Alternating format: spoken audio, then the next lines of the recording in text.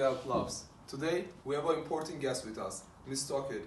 He is the writer of the Help. Hey Catherine, come here. How are you? Good, good.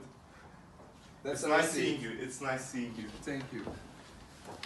Now let's begin. We thought it would be fascinating to travel to Jackson, Mississippi, the setting of the Catherine Stockett's novel, to get a reaction from women who are members of the book clubs in that town. From left to right, we have Can Kazdal and Cem Konal. We also have the author of the book, Catherine Stockett. Thank you for joining us. Thank you. Thank you as well for giving the chance for me to connect with the book club members of Mississippi. Let me start by introducing Catherine Stockett, the author of the novel The Help. I'm pleased to welcome you, Catherine. Catherine has written a book called The Help, and this is her first novel published by Penguin Books. Catherine was born and raised in Jackson, Mississippi. She graduated from the University of Alabama, and obviously she has a degree in English and creative writing. The book is beautifully done. She has been living in New York City for the last 9 years. Welcome, Catherine. Thank you, Emir. I'm honored to be here. What led you to write this book? And usually I would ask this question last, but I think it has been bearing on what led you to write the book. Tell us about Dimitri and what she meant to you in your life. I grew up with a black man named Dimitri, and she came to work for my grandmother before I was born, or before any of my brothers or siblings were born. And she worked for our family for 32 years, and she worked for 6 days a week. She started at 7 o'clock in the morning, and then she ended at 7 o'clock in the afternoon. We just thought that we had an ordinary life. Everybody in our neighborhood had a black maid, and they were either working in their kitchen or they were mostly doing outside work. And that time they considered black maids as an integral part of their family. When I was 24, I moved to New York City, and that was when I really started to realize that I actually had a unique childhood compared to the rest of the world. Dimitri had a profound effect on my childhood, and she wanted out of her way to make sure that I knew in her eyes that I was okay. So you were inspired by your life while you're writing this novel? Yes, I was.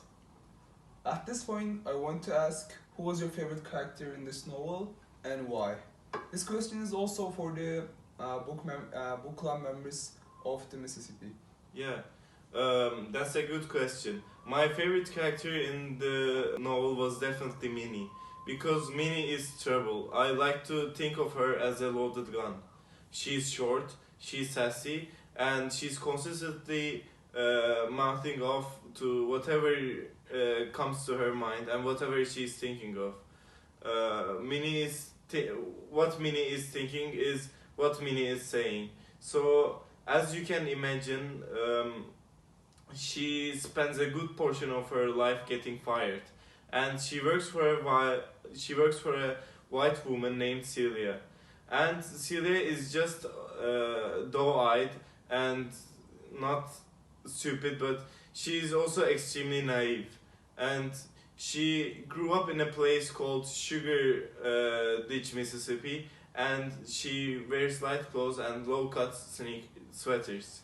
And it's funny, you know, because for some reason her dream is to fit in the Jackson society, and she has to turn to her maid to teach her how to be a proper lady. And because Minnie has worked in some of the finest homes of Mississippi and understood how things ought to be done. I agree with Miss Stockett. I like to start speaking with a quote from chapter 3. Let me open my quote. Tuck it, Minnie. Tuck in whatever might fly out my mouth, and tuck in my behind too. Look like a maid who does what she's taught. Minnie is definitely not a maid who does what she's taught. She's a maid who tells it like it is. Like Skeeter, Minnie says unpopular things that can and do get her into trouble.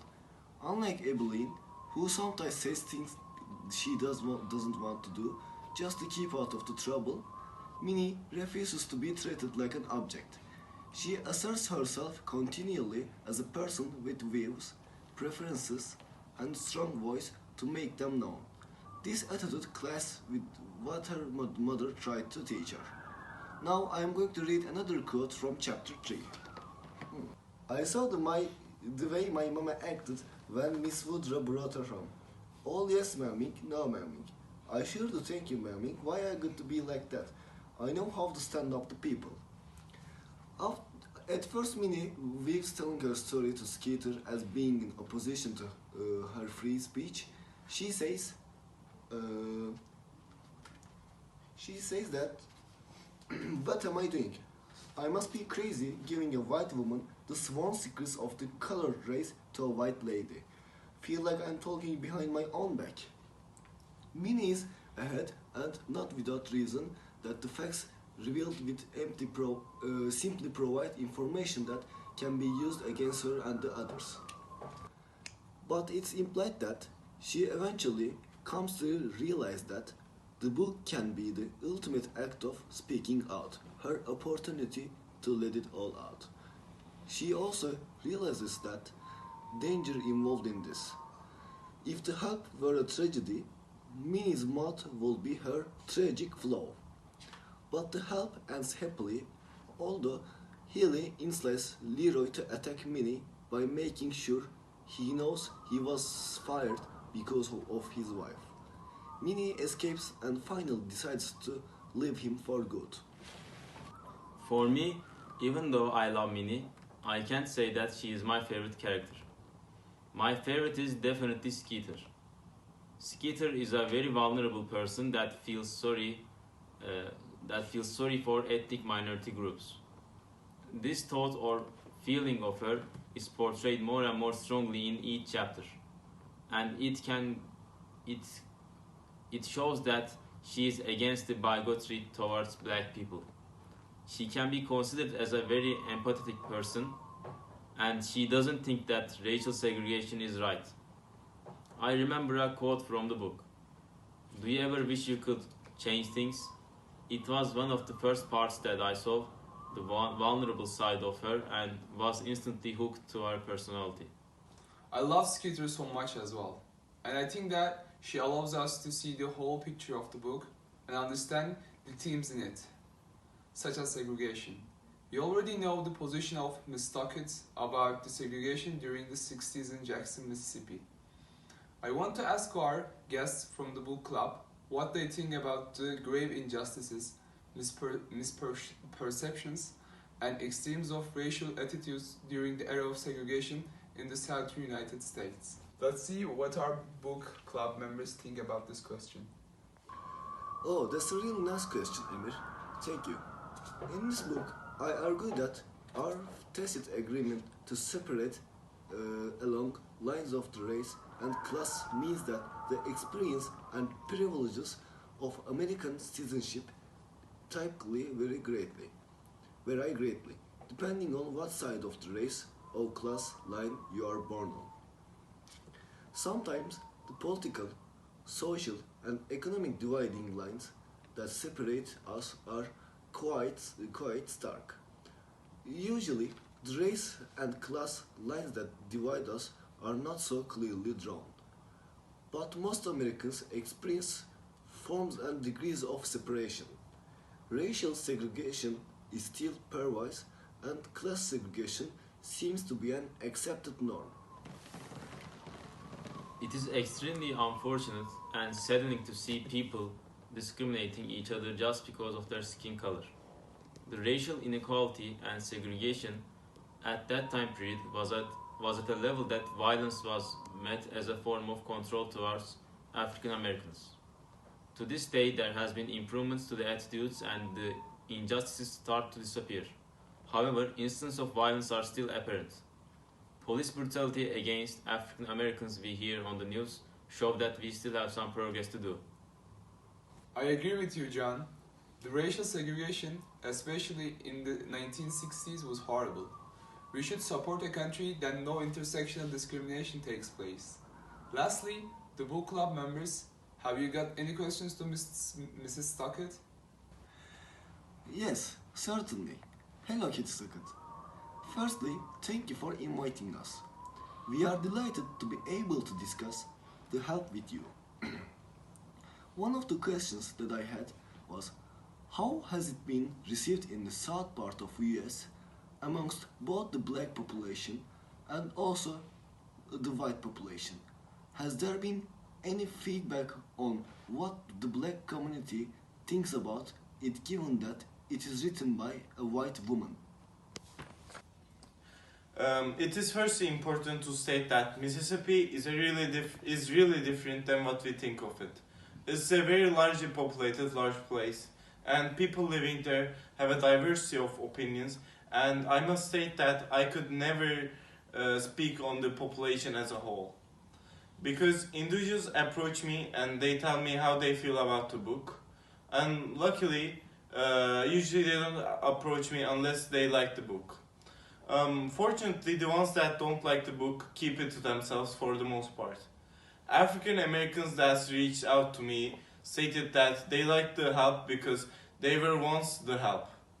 A common feedback that I received was that a lot of African Americans were touched by the book because they could relate with it. My question is about what about the film that is made? A very prominent African American actress told the director of the Help movie that she felt like playing the role of Evelyn was a huge responsibility because they will be representing so many women in the United States. What are your thoughts on this? It really struck me when I heard that, because that responsibility was not a thing when I thought after reading the book. I thought I was writing a very personal story about a unique situation, and I didn't know that it would relate to so many different people across the United States and especially across the world. I'm humbled by the emails and the correspondence I got. It is the end of tonight's show. Let's invite the book club members to this stage now. Hello. Hi. It was a nice job. It was really joyful to Thank you meet thank you very much. As a gift, we have chocolate to you. Book club members. You are very It's a local product. Yes, You are very please. kind. Please sign Kid. Yes, thank you. I will eat it in a short while, but first I want to also give you my present. My own totally annotated book. And just wait, I will sign. Thank you so much. You are so kind. To the book club of Jackson, Mississippi.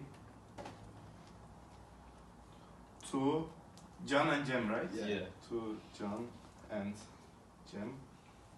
Love, Catherine. You should thank her. Thank you. Thank We you. are nice to meet you. Yes. Okay, now let's have a picture. Let's have a picture now. 3, 2, 1, cheese.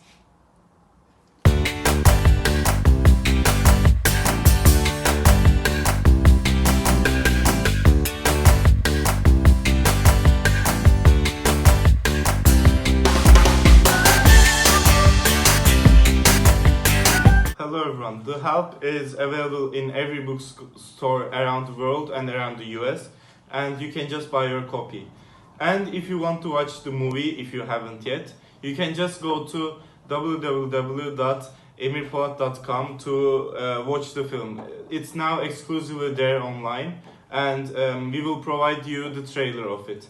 And also, if you want to get an autograph, get a signed copy of my book, you can also go to my website, which is www.catherinestockett.com. And now for the trailer.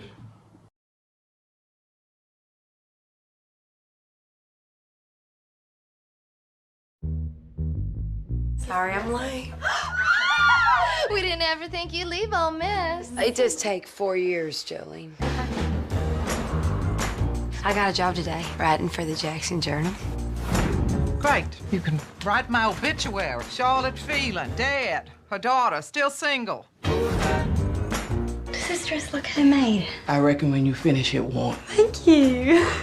She looked like the winning horse at the Kentucky Derby. I've drafted the Home Health Sanitation Initiative. The what? A bill that requires every white home to have a separate bathroom for the help. Maybe we should just build you a bathroom outside, Haley. Minnie? Hey, Abilene. Hey, Minnie.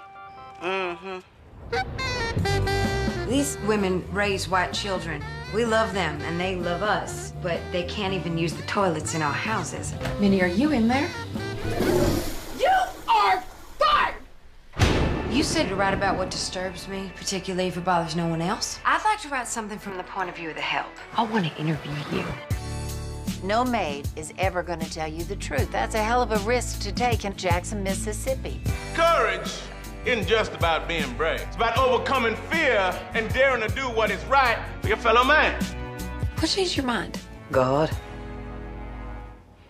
And Miss Haley Holbrook. I'm gonna help with your stories. We all are. Y'all brought me into this, but I'm gonna finish it. Have you lost your mind? No, ma'am, but you about to.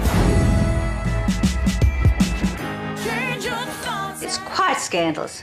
Sounds like Jackson, if you ask me.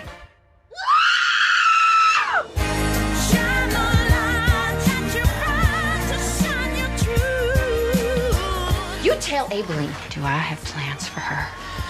You're a godless woman.